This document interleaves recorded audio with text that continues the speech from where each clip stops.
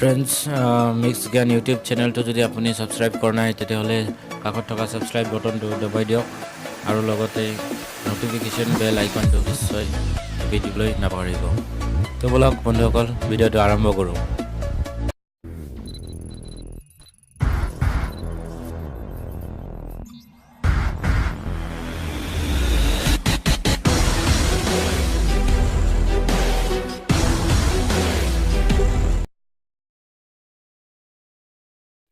নমস্কাৰ, মই প্ৰফুল্ল।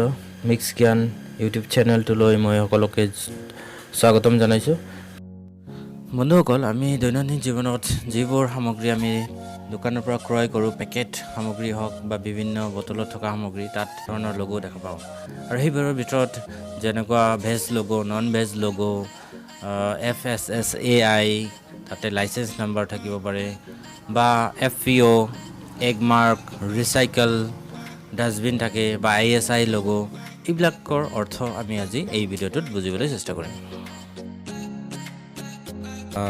ভেজ লগো বা নন ভেজ লগো, যে আমি সাধাৰণতে পেকেটৰ বস্তু সামগ্ৰীত এটা স্কুৱেৰ চাইজৰ এটা লগো বা চিহ্ন দেখা পাওঁ। তাৰ মাজত এটা গ্ৰীণ বা ব্ৰাউন ৰেড কালাৰৰ ডট দেখা পাওঁ।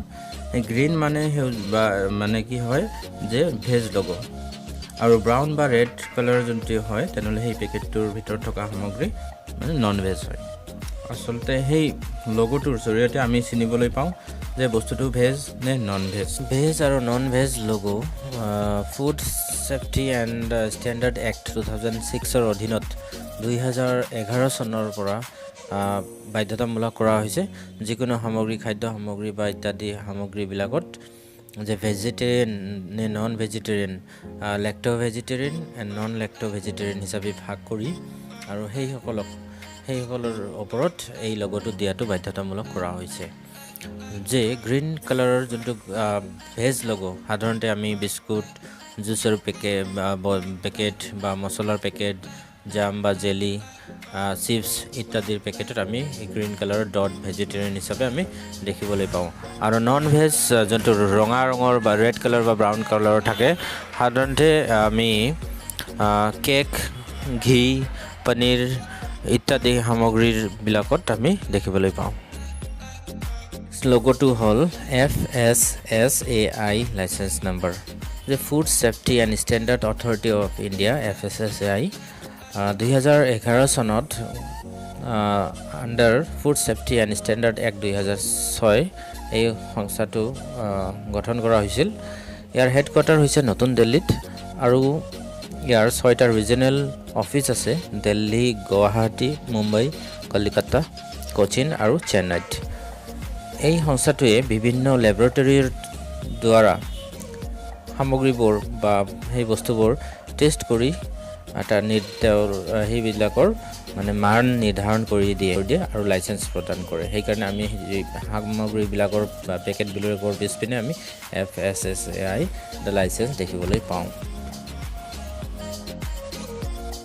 নেক্সট লগোটো হৈছে এগমাৰ্ক লগো। এগমাৰ্ক AG মানে হ'ল এগ্ৰিকালচাৰেল প্ৰডাক্টছ বুলি সেইকাৰণে এগমাৰ্ক ধৰা হৈছে। সাধাৰণতে এই লগোটো আপোনালোকে দেখিবলৈ পাব তেল, দালি বা যিকোনো কৃষিজাতীয় সামগ্ৰীত। আৰু ভাৰতত এই লগোটো agricultural product grading and marketing act 73ৰ অধীনত 1986 চনৰ পৰাই এই লগোটো বাধ্যতামূলক কৰা হৈছে। এটা চাৰ্টিফাইং এজেঞ্চি এগমাৰ্ক, ইয়াৰ হেড অফিচ হ'ল হাৰিয়ানাৰ ফাৰিয়াদাবাদত আছে। ইয়াৰ পিছৰ লগোটো হ'ল ISI। আমি সাধাৰণতে বিভিন্ন সামগ্ৰীত এই ISI লগোটো দেখা পাওঁ। এই ISI ইয়াৰ অৰ্থ হ'ল ইণ্ডিয়ান ষ্টেণ্ডাৰ্ড ইনষ্টিটিউট। ISI হ'ল এটা চাৰ্টিফিকেশ্যন মাৰ্ক, যিকোনো ইণ্ডাষ্ট্ৰিয়েল প্ৰডাক্ট ভাৰতৰ হয় তাৰ প্ৰমাণ। ইলেক্ট্ৰিকেল সামগ্ৰী, তাঁৰ, চুইচ, চিমেণ্ট বা আন যিকোনো ইণ্ডাষ্ট্ৰিয়েল প্ৰডাক্টবিলাকত আমি দেখিবলৈ পাওঁ। 2019 চনৰ পৰাই এই মাৰ্কটো মেণ্ডেটৰী হৈ আছে। প্লাষ্টিক আমাৰ পৰিৱেশৰ কাৰণে কিমান ক্ষতিকাৰী আৰু সেই প্লাষ্টিকবোৰ কিমান ভাল নে বেয়া তাৰ বিষয়ে জানিবলৈ আমি প্লাষ্টিকত থকা ত্ৰিভুজৰ দৰে এটা তিনিকোণীয়া ৰিচাইকেলৰ এটা লগো দেখা পাওঁ। আৰু বটলবিলাক কেনে ধৰণৰ প্লাষ্টিক ব্যৱহাৰ কৰি বনোৱা হৈছে, কিমান ক্ষতিকাৰক তাৰ বিষয়ে আমি জানিবলৈ সেই লগোটো বহুতেই গুৰুত্বপূৰ্ণ। তাত এই লগোটো 1 পৰা 7লৈকে থাকে, তাৰে 3, 6 আৰু 7 এইটো আমাৰ কাৰণে ছেফ, আৰু 2, 4 আৰু 5 থকা লগোটো থকা প্লাষ্টিকবোৰ আমাৰ কাৰণে ক্ষতিকাৰক। তো বলক এই লগোটোৰ বিষয়ে অলপ অধিক আমি আলোচনা কৰোঁ। 1 থকা লগোটো হ'ল PET পলিথাইলিন।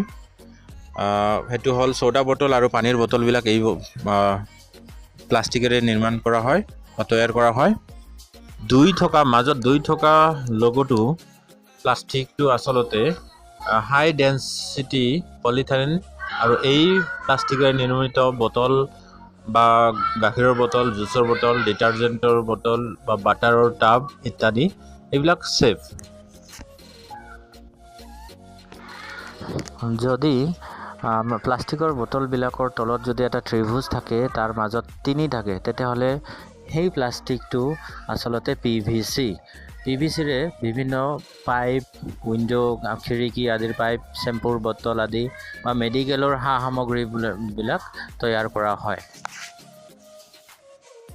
4 নম্বৰ থকা ত্ৰিভুজটোৰ ভিতৰত 4 নম্বৰ যদি থাকে, তেতিয়াহ'লে সেই প্লাষ্টিকটো LDPE ল' ডেন্সিটি পলিথিন।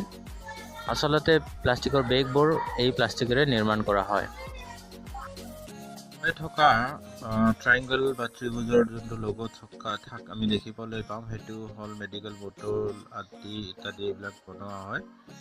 ডিছপ'জেবল কাপ আৰু প্লেটছ। 6 নম্বৰ পলিষ্টাইৰিন যোনটো আছে সেইবিলাকেৰে তৈয়াৰ কৰা হয়, আৰু বিভিন্ন বস্তু তৈয়াৰ কৰা হয় যিবিলাক বেছি টক্সিক বা আমাৰ কাৰণে ৰিস্কি। আৰু 7 নম্বৰ অন্যান্য যিবিলাক আমাৰ ছানগ্লাছ বা কম্পিউটাৰৰ কেছবিলাক থাকে বা বুলেট প্ৰুফ জেকেট, এইবিলাক আমি অন্যান্য ধৰি দিছোঁ। সেইকাৰণে সেইবিলাকৰ প্লাষ্টিকত এটা ত্ৰিভুজৰ দৰে থাকে ৰিচাইকেল, আৰু মাজত 7 থাকে। চ' বন্ধুসকল, এইখিনি আছিল আজিৰ ভিডিঅ'টো কেনে লাগিল আপোনালোকে নিশ্চয় ভাল পালে লাইক কৰিব, আৰু যিসকল ছাবস্ক্ৰাইব কৰা নাই যিসকলে, নিশ্চয় ছাবস্ক্ৰাইব কৰিব চেনেলটো। ধন্যবাদ।